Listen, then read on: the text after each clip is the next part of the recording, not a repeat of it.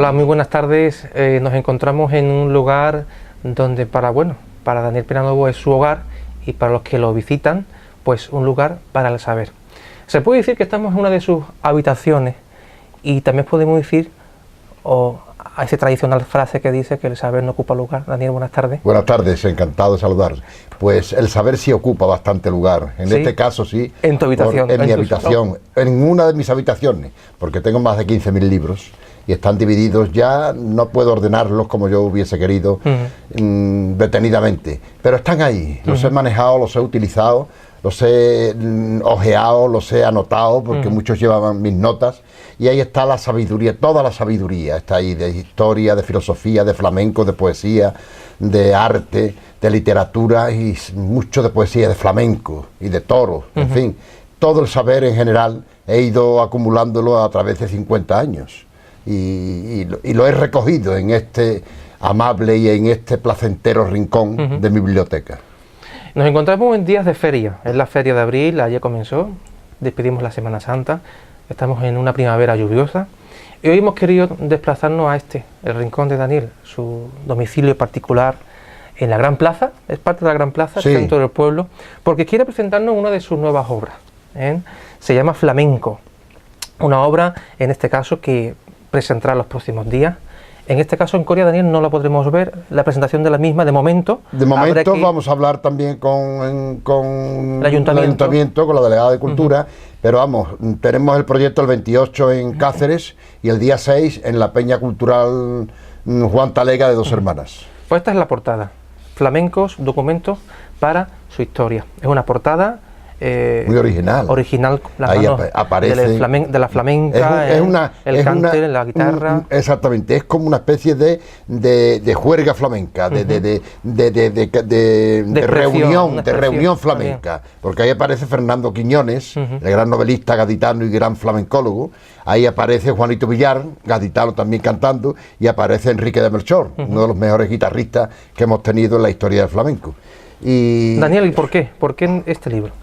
Flamencos, yo tenía ganas de hacer este libro porque hay muchas equivocaciones en enciclopedias, en libros, en biografías, en artículos sobre las fechas de nacimiento o de casamiento o de defunciones de los artistas. Y yo me he propuesto localizar en los archivos parroquiales, judiciales, militares y en los archivos de los cementerios, pues las fechas exactas de los nacimientos, de los casamientos y de las defunciones de estos grandes artistas que yo he reunido en mi libro. Una serie de figuras que hoy ya tienen su fecha exacta para completar su biografía. Porque es una pena que estemos hablando de un artista y digamos, por ejemplo, a Lola Flores, por fin, 1923, ya se sabe que ella le tenía dicho al cura de la parroquia de San Miguel de Jerez de la Frontera que no le dijese a nadie la fecha de nacimiento, porque como mujer y guapa mujer que era y temperamental mujer que era, pues se quitaban años.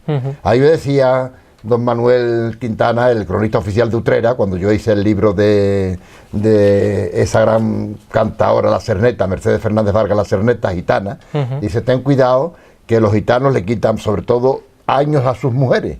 Efectivamente, yo iba buscando en el archivo de la parroquia, en el archivo del juzgado e incluso en el cementerio, y tenía puesto 5 años menos esta señora. Por fin di con los documentos y di con la lápida del cementerio de la Cerneta, que fue un éxito en el festival de flamenco de Jerez de la Frontera, cuando lo presenté. Eso de quitarse edad antes, ahora y siempre. Todos. Gracias. Yo me incluyo también muchas veces.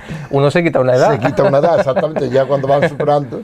Yo ya no me la puedo quitar porque viene, primero que no me gusta, pero segundo que vengo ya en las enciclopedias y en los libros y ya sabe la gente la fecha en que nací. Eres todo sabiduría, Daniel. Sí. Es un prólogo de Tábora, señor Tábora. Es un prólogo del señor Tábora, de don Salvador Tábora, precioso, escrito porque Salvador Tábora sabe poca gente que empezó cantando y empezó queriendo ser torero también. Y Salvador Tábora es un hombre de mucha sabiduría flamenca, de mucha sabiduría en muchas cosas, un gran director de teatro, me conoce, sabe cómo trabajo, sabe mis inquietudes y ha plasmado un prólogo precioso que le agradezco públicamente por su belleza, por su conocimiento y por su capacidad creadora. Son 174 páginas. 174 páginas aproximadamente, sí. Y muy bien ilustrado, ¿no? Hay fotografía, muy ilustrado, Daniel, fotografía de todos los artistas. De Lola Flores, por ejemplo. Sí, a Lola la he incluido en el libro, aunque no fuera una cantadora de soleá, y grilla, pero Lola era flamenca por esencia y por naturaleza. Lola era carne de flamenco, en las zambras, en las bulerías, en algún fandanguillo que ella entonase, y sobre todo bailando, porque ella empezó de bailadora, imitando, su ídolo era Pastora Imperio, y entonces ella empezó de bailadora, con ese temperamento que Lola tenía, por eso la he incluido en el libro, porque es una mujer racial, y creo que debe de estar ahí, al lado de los grandes flamencos de la historia. El historiador, el amante del flamenco, ¿qué puede encontrar en este libro, en sus páginas, en su interior? Pues eso, algo que no conozcamos de estas personas que has mencionado anteriormente. Pues eso, la verdad del flamenco, la verdad de estos artistas. Hay una serie de nombres de Antonio, por ejemplo, Antonio el bailarín, Antonio que no necesitaba apellido, con su nombre solamente era universal, en España, en América y en cualquier parte del mundo. Pues la fecha exacta del nacimiento de Antonio, que nace en la calle Rosario, donde Silverio Franconetti, en todo el centro de Sevilla, junto a la calle Sierpe, donde Silverio Franconetti había tenido su café cantante. Manuela Vargas, esa gran bailaora, la gran olvidada de Sevilla, que parecía que pasaba modelos cuando yo la vi en el Teatro de San Fernando, era un monumento de mujer, elegante, guapa, que nació en la calle Divina Pastora, una mujer también criada en los aledaños de la Alameda, en un corral de vecinos, de Enrique el Cojo, maestro de todos ellos, maestros de Manuela Vargas, incluso montó la coreografía de Marisol para muchas de sus películas, un hombre que teniendo una deficiencia física en su pierna, era un genial bailador. Yo le hice me enseñó incluso hasta la Duquesa de Alba. La Duquesa de Alba, le hice yo una sevillana, la Duquesa de Alba, arte y salero. Bailó anoche en la feria con un lucero, que Cayetana, la enseñó Enrique el Cojo por sevillanas. La cantaron los Romeros de la Puebla. Entonces, pues, ha sido un genio. Y extremeño, he metido a Porrina de Badajoz, he metido a varios artistas extremeños, porque lo ha publicado el libro la Asociación de Amigos del Flamenco de Cáceres. ¿Y por qué? ¿Por qué ese lugar te eligió a ti, Daniel? ¿Por qué decidió imponer Daniel eso le agradezco yo, en esta sección del libro? Eso le agradezco yo a ellos, se han fijado en mí. Sí, ¿no? Eso es un honor para mí, que se hayan fijado en mí, porque hay muchos escritores, hay muchos aficionados al flamenco, y yo les agradezco a estos señores que se hayan fijado en mí para escribir este libro, para escribir el libro que yo he querido. El libro que yo he querido, que es este, dar documentación, o sea, historia sobre historia, documentos sobre documentos. Meterte en los archivos y sacar la partida de nacimiento, la de casamiento, la de defunción y todos los documentos, incluso los archivos militares, porque de Mazaco no se conserva, Paco Mazaco no se conserva la partida de nacimiento porque ardió la iglesia durante la Guerra Civil, pero sin embargo he encontrado sus fichas de soldado. Y ahí nos da una serie de datos importantísimos. No nació en Coria, nació en Sevilla y murió en la calle Hombre de Piedra, en la Alameda. Por eso publico la fotografía de la iglesia de Omnium Santorum, de esa iglesia mudéjar magnífica, que está muy vinculada a todos los artistas, porque todos los artistas se hicieron en la Alameda de Hércules, que era el cenáculo donde estaban los bares y donde estaban los cafés cantantes, donde estaban los reservados y donde ellos se ganaban la vida. Y allí vivían muchos de ellos, los corrales de vecinos.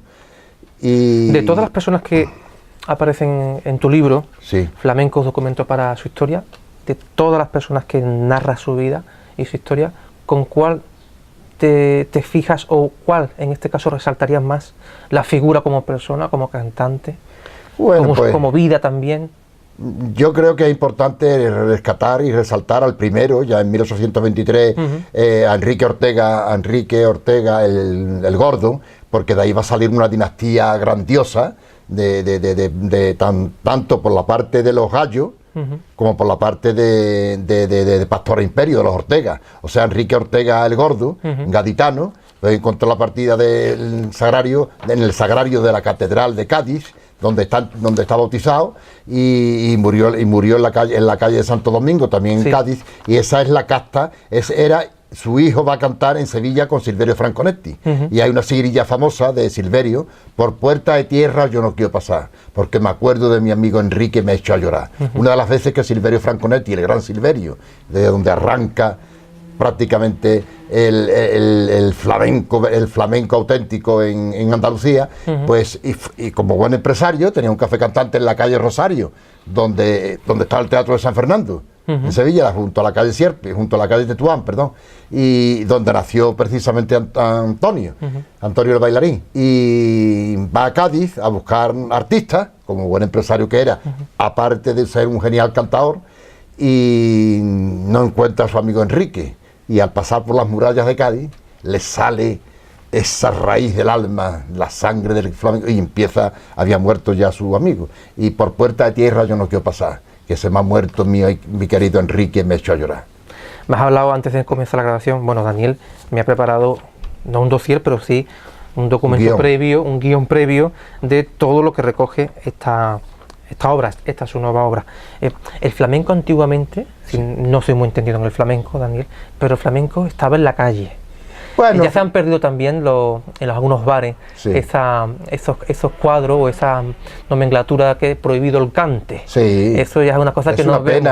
Pero el cante era como me has dicho anteriormente en el inicio de la grabación, como Luis el Cojo de San Lucas por el del Río, que él cantaba por las calles vendiendo como Luis el Quija, que vivía en Triana, era de San Lucas de Barrameda, vivía en Triana y venía a Coria con su canasto impoluto vendiendo chucherías para los niños, y cantaba en el bar Mariano, cantaba en el bar Pascual, como también venía mucho al bar Pascual don Antonio Mairena, y era un gran conocedor de los cantes antiguos. En aquella época ya ponía prohibido el cante. Entonces se cantaba en los barra libre de cante. Barra libre. E incluso me decía Antonio Armillita, el dueño del bar Mariano, que tenía un son, tocaban, los mostradores eran de madera, y él se hacía su son con la misma mano, porque la gente de Sanlúcar y Jerez pues tienen un soniquete gitano especial flamenco que no tienen otros artistas. Y el cante, los extremeños, por ejemplo, Porrina de Badajoz, pues Porrina de Badajoz se hizo en la plaza, en la gran plaza que tiene Badajoz, hoy muy reformada, muy retocada, entonces hábitat, vivienda de la etnia gitana.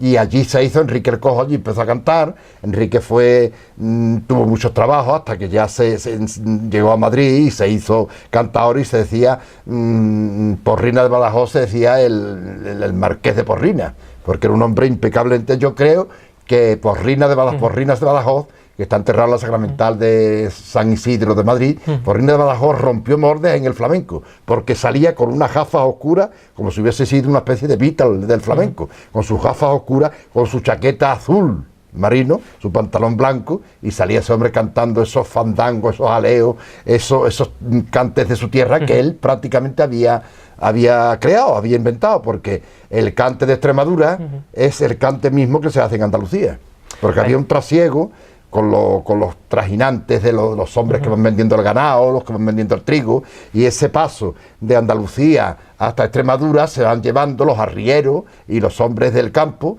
los hombres que se dedicaban al trasiego del ganado y de la venta del producto del campo, pues eso van llevando el cante a Extremadura, y tiene muchísima influencia del cante flamenco andaluz. Bueno, la cultura iberoamericana es muy amplia, Daniel. Sí. El flamenco es propio español, pero cruzando el charco, muchos artistas lo cruzaron para llevar sus canciones, sus coplas, sus letras.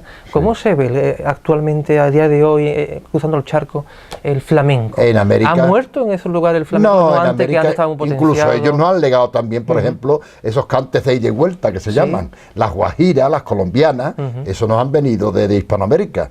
Y pues a Hispanoamérica se fue, por ejemplo, exiliado Angelillo, ese gran cantador flamenco y que era republicano y cancionero, que hizo muchísimas películas también, y él se llevó el canto, y muchísimos españoles que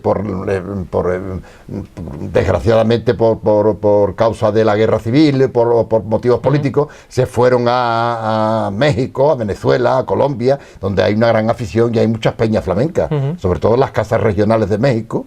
Y cuando yo estuve en Nueva York hace 3 años para presentar mi libro Alma de Nueva York, pues estuvimos en un mesón, diríamos, un cubano, una señora cubana casada con un ruso, y allí había fotografías de cantaores, de toreros, de cosas, es decir, el sabor de España, la esencia flamenca y taurina de España, se vende muy bien no solamente en América, sino en muchos países europeos.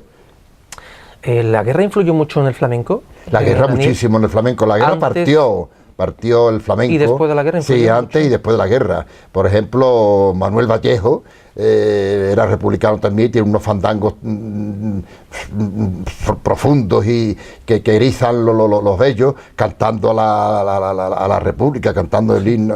En fin, y Angelillo tuvo que exiliarse, como te he dicho. Muchos cantadores, la guerra civil destrozó el flamenco. E incluso se creó en esos años, por Bedrines, un representante famoso, unió a muchos artistas, a don Antonio Chacón, entre ellos, fíjate tú, don Antonio Chacón, que era el papa del cante después de Silverio, discípulo de Silverio, y creó la ópera flamenca, porque la madre de la Niña de los Peines, como la ópera pagaba menos intereses al fisco, a Hacienda, pues ellos crearon ópera flamenca, en vez de la ópera, que se cantaba en los teatros, pues ellos crearon el título de ópera flamenca y desgravaban mucho a Hacienda.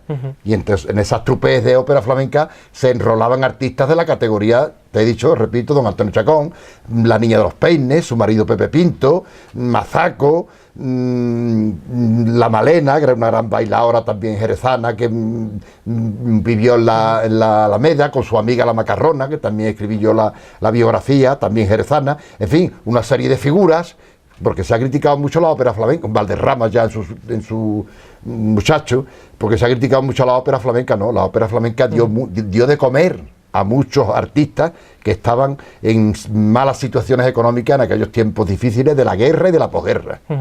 Daniel, libros como estos, que ocupan, mucho espacio al amante del flamenco, pero ¿no piensas que está un poco retirado de nuestros centros educativos, de nuestros colegios, de los niños? Yo creo que sí. Debería de potenciarse más este tipo de conocimientos, ¿no? De claro. Conocimientos que es nuestro, historia. Ya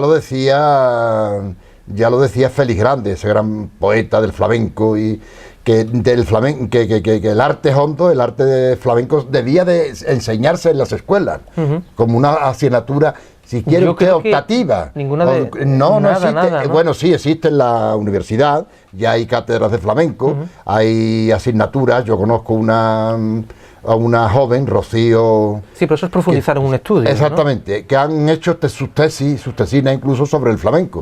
Pero vamos, una cátedra especificada debería de existir tanto en la universidad como en los institutos y en los colegios. Que los niños vayan aprendiendo por lo menos los palos esenciales, que es una soleá, que es una siguirilla, que es una taranta, que es una guajira, que es un fandango, en fin, que tengan un conocimiento, porque eso es la cultura, la raíz de nuestro pueblo.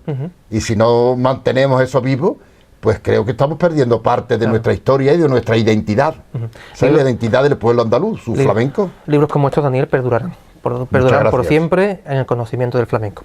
Aquí estamos viendo, Antonio, se ve bien el plano, un cartel de que es lugar donde nace también Juan Talega. La iniciativa de este libro también, ¿no, Daniel? Sí, lo presentaremos en la peña Juan Talega de Dos Hermanas el día 6, porque viene un capítulo esencial sobre Juan Talega, que era uno de los cantadores más grandes que ha dado la historia. Y era un hombre humilde, un tratante de ganado. Esquilaba los burros, un gitano esquilador.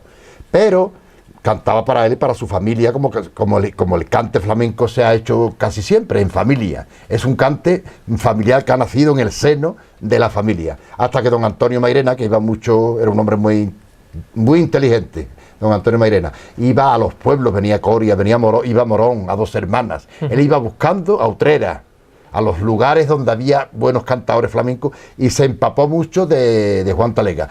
Y lo llevó a los cafés, y lo llevó al teatro, e incluso ganó el Festival de Flamenco de Córdoba, que es uno de los festivales más importantes que existían. Y ya Juan Talega fue maestro de Enrique Morente, nada menos, Juan Talega. Cuando Juan Talega llegó a Madrid con 17 años, un muchacho para buscarse la vida desde Granada, pues se metió en los reservados de los cafés cantantes, del café cantante que existía en la Plaza de Santa Ana, y allí estaba el maestro Nazareno, el maestro de dos hermanas. Había también otros cantadores antiguos, de los que él bebió muchísimo y aprendió los cantes básicos del flamenco, los palos básicos del flamenco. Parte de los apodos de los cantantes flamencos se puede unir claramente a los cualquier ciudadano de un pueblo, ¿no? Sí.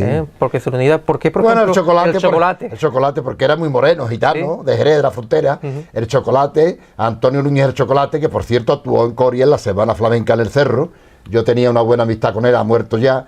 Y el chocolate pues tenía la tez morena, y era un gitano serio, pero de una gran empatía, y entonces le decían Antonio Núñez el Chocolate. Él se crió en la Casa de los Pavones en Sevilla, con Pastora Pavón la Niña de los Peines, con Pepe Pinto, su marido. Él se crió en la Alameda y le decían la gente el príncipe de la Alameda, porque él iba siempre muy bien arreglado, y era las soleares y las sigrillas las cantaba, los cantes de Jerez, los cantes básicos los hacía maravillosamente bien.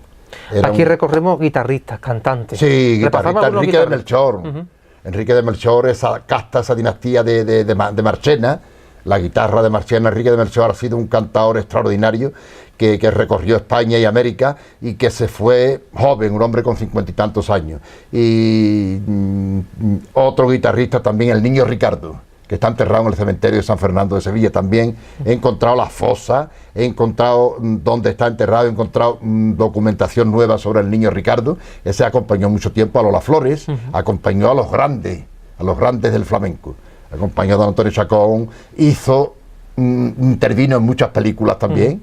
En fin, el cine también le dio su promoción al flamenco, porque el cine era un arma de difusión en aquellos momentos que se veía tanto en España como y sobre todo en los países hispanoamericanos, donde había un convenio para llevar las películas, y fue un canal de difusión bastante importante el cine. Y algunos de ellos hicieron películas importantes en el flamenco.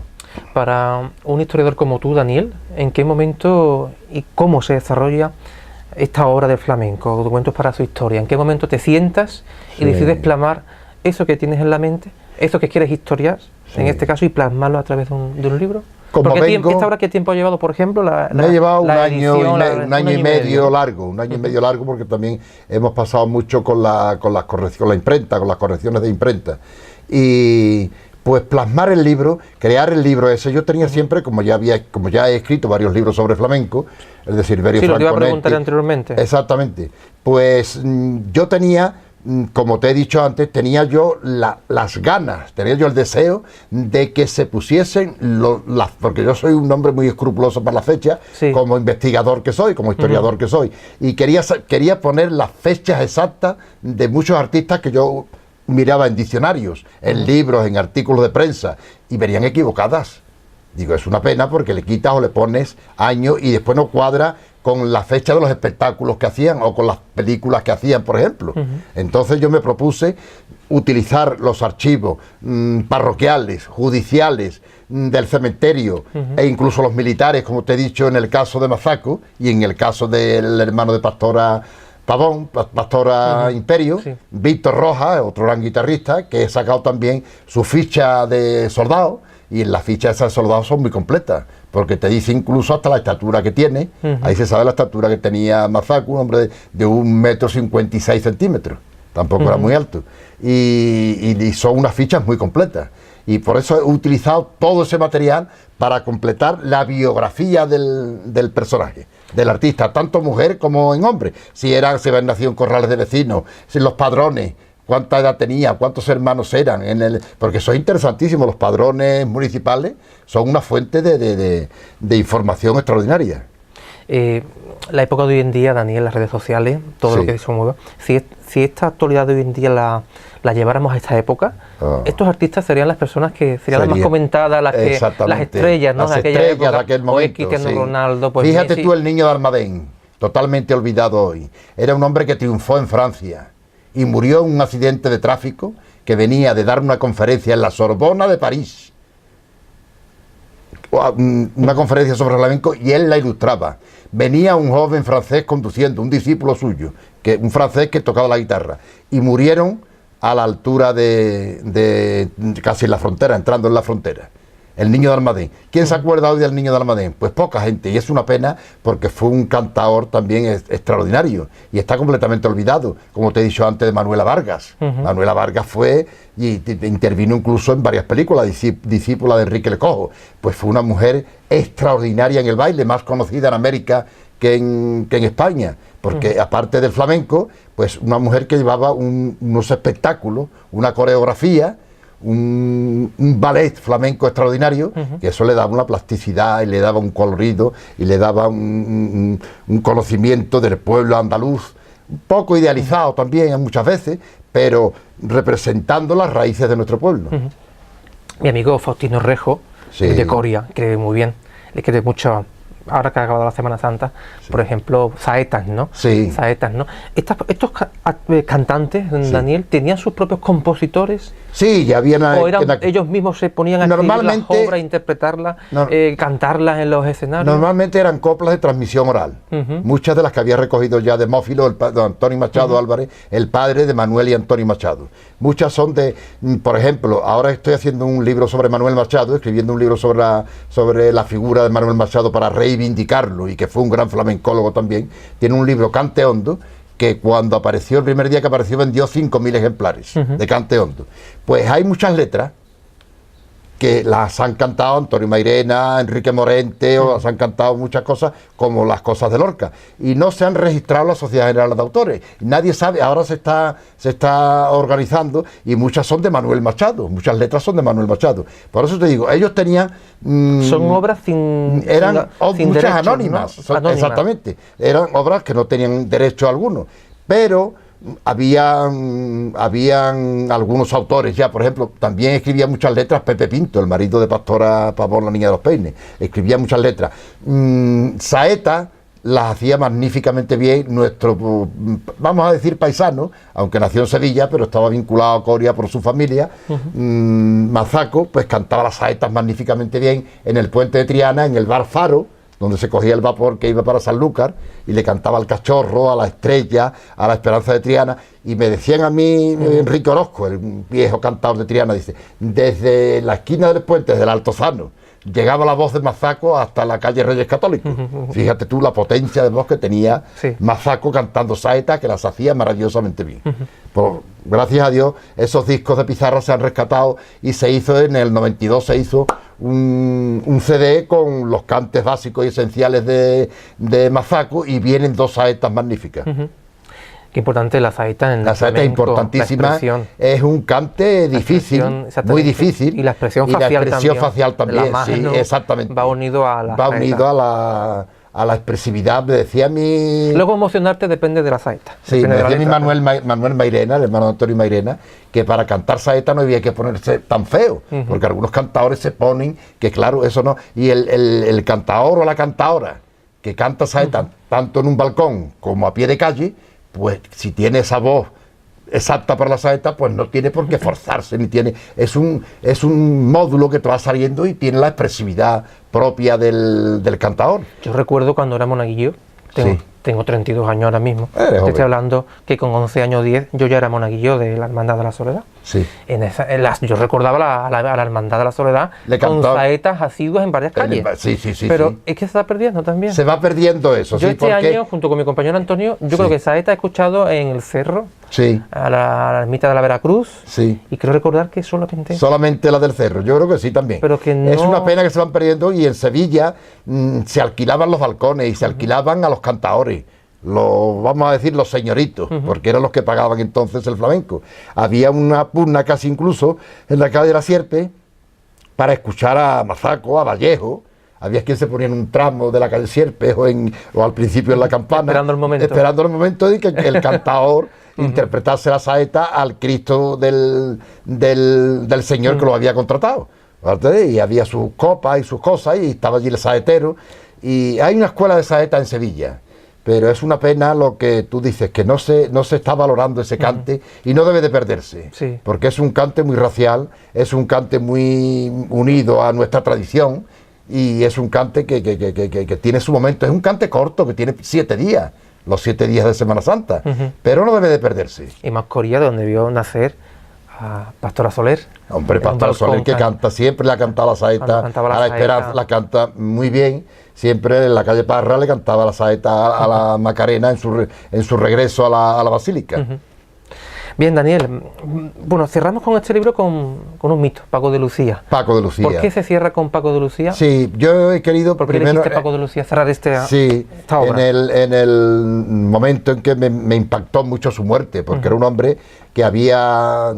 un hombre todavía joven, y acababa, y también yo tenía cierta amistad con él a través de Félix Grande, te vuelvo a repetir, el poeta extremeño y gran flamencólogo con el que tuve muchísima amistad y estuve muchos años de jurado en el Festival de la Unión de las Minas en Cartagena, y termino con Paco de Lucía y rescato su partida de bautismo, que es muy poco conocida, casi desconocida, y doy 3 pinceladas de él, de lo que me había hablado Félix Grande, por ejemplo, que era un niño muy introvertido, era un niño, y hasta de hombre, de mayor, era muy tímido, muy metido en sí mismo, en su arte y en su conocimiento. Y me dijo un día en Madrid que hasta que no conocía a José, yo no despunté con el cante. José era camarón, José Monje, camarón de la isla. Entonces fundaron ese tándem, que fue maravilloso. Después tengo una carta, que la publico, parte de la carta, de Félix Grande también, me dice: he estado toda la noche con el maestro,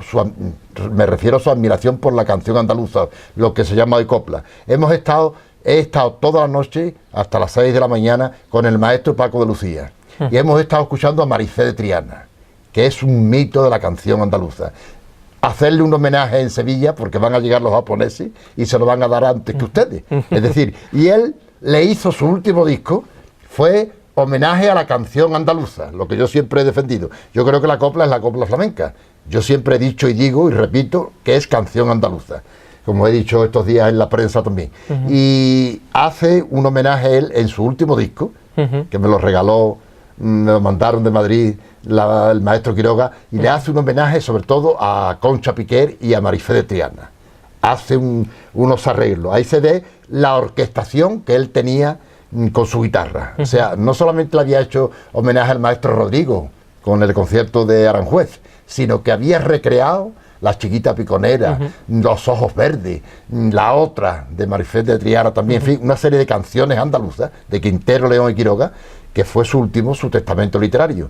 Y con él termino, porque un hombre joven todavía, jugando en la playa de Cancún, en México, con su niño, le dio ese infarto mortal tan tremendo y se lo llevó al cielo del flamenco, a la gloria del flamenco, porque es un hombre internacionalmente famoso. Y he querido cerrar el libro, he querido concluir mi libro haciéndole mi homenaje, mi sincero homenaje a ese ser genial como era Paco de Lucía. Y él quería mucho a su madre la Lucía, que era portuguesa, y le gustaba mucho la canción andaluza, que era lo que se escuchaba en los años 50 y 60, que era lo que escuchaba yo. Y en esas radios Philips, me decía él, aquellas radios de Cretona, pues se ponía, y lo que se escuchaba era a doña Concha Piquer, a Juanita Reina, a Valderrama, a Farinas, a Marifé de Triana sobre todo, y él le tenía una gran admiración a Marifé de Triana, y le hace ese homenaje en su disco póstumo, que fue un homenaje a la canción andaluza. Bien, Daniel, señores, esta es la obra de Daniel Pineda Novo. Son 178 páginas. Aquí tienen su nueva obra, nacida de su pensamiento, de su historia y de su conocimiento en el mundo del flamenco. ¿Qué tendrá el flamenco, Daniel, en este pueblo Coria del Río, tan unido con el pueblo Japón? Sí. Cuando vienen los japoneses, escuchan el flamenco, la gran mayoría no lo entienden, pero se quedan con la boca abierta. Sí, porque la expresión del flamenco. Los japoneses, me decía mi gran amiga Gracia Montes, los japoneses tienen como los rusos, tienen un eco especial para la música. Un oído especial. Un oído especial para la música, que les llega al corazón y al alma el flamenco, sobre todo la guitarra y el zapateado de los bailadores y de las bailadoras. Yo he visto en el Festival de Córdoba, que estuve con la gran maestra bailadora de Triana de jurado, y había una japonesa que si tú la mirabas por detrás parecía una bailadora de Triana. Y no le dieron el primer premio porque era japonesa, pero bailaba exactamente igual o mejor que la que se llevó el premio, porque los japoneses lo que se proponen lo hacen. Como decía Matilde Coral, que era es esa gran bailadora y maestra de Sevilla y de Triana, y estábamos en el jurado y había sido alumna suya. Es una pena que no se haya premiado a esta joven bailadora. Solamente creo yo que algún miembro del jurado o del ayuntamiento pues pusiese la pega de que era japonesa, pero bailaba maravillosamente bien. Bueno, Daniel, es imposible hablar de todos los artistas que nos has escrito aquí, nos llevará mucho tiempo, pero esto va a hacer que el que quiera conocerlos, que se acerquen a esta nueva obra de Daniel Pineda Novo, nuestro historiador, amante del flamenco, con el título Flamenco, documentos para su historia. Aquí está la nueva obra de Daniel. Daniel, ¿por qué no invitas? Aunque la presentación es fuera, no es en Coria del Río, aunque quizás... Sí, invita a mi pueblo entero el que quiera ir a Cáceres, que es un patrimonio de la humanidad, una ciudad bellísima. Y está muy cerca. Está muy cerca, tiene una carretera magnífica. Y el día 6 de mayo, en la Peña... Echar allí la tarde tomando un cafelito y se echa una tarde maravillosa, y después sus copitas de vino, que allí hay un vino muy bueno también en la tierra extremeña. Y después el día 6, en Dos Hermanas, en la Peña Juan Talega, donde le mando yo también un saludo al presidente que me dio un homenaje en las jornadas del año pasado, estuvieron dedicadas a mi humilde persona, y le estoy muy agradecido también, y estoy muy contento con el nuevo libro y con el que estoy escribiendo sobre Manuel Machado, porque vamos a reivindicarlo. Manuel Machado era un hombre liberal, un gran andaluz y uno de los grandes escritores que ha tenido la historia de la literatura española y universal. Porque fue el que trajo la poesía francesa a España, eso lo sabe mucha gente, y ha influido en muchos jóvenes poetas españoles. Daniel, gracias. Encantado. Por abrirnos siempre las puertas de tu casa y de tus pensamientos. Muchísimas gracias. Siempre las tenéis abiertas, toda Coria del Río, toda mi Coria del Río, a la que llevo en el corazón y en mi alma. Señores, Daniel te acerca esta obra.